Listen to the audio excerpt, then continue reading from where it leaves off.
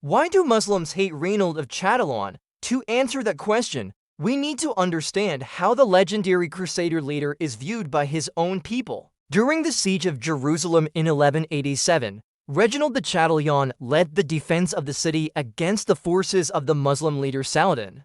When the city fell and its inhabitants were given the option to convert to Islam, pay a protection tax, or face the sword, Raynald chose to die fighting.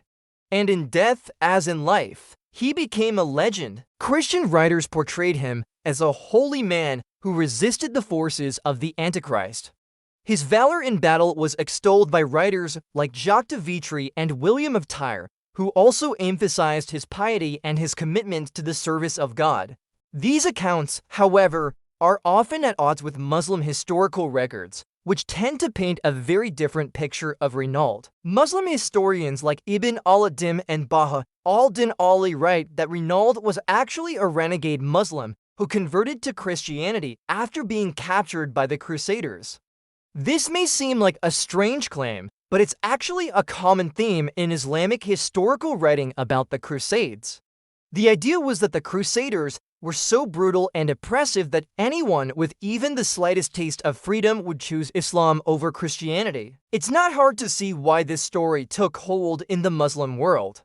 After all, when faced with the choice between two undesirable options, isn't it natural to choose the lesser of two evils? And what could be more evil than an oppressive foreign invader? But there's another reason why this story caught on.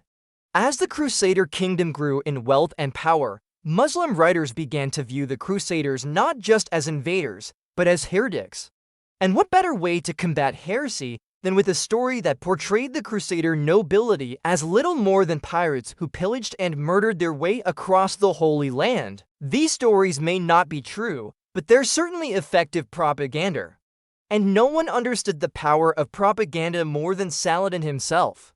When news of Raynald's supposed defection to Islam reached him, he wasted no time in spreading the story throughout the Muslim world.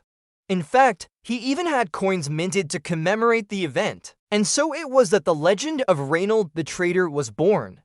To this day, he remains one of the most hated figures in Muslim history, a symbol of the Crusader threat to Islam. But here's the thing, whether or not he was a traitor doesn't really matter. The fact that these stories were so effective is what made them powerful. Because in the end, it wasn't the armies of Saladin that defeated the Crusaders, it was their own propaganda. For more on the Crusades, check out our series in the description below.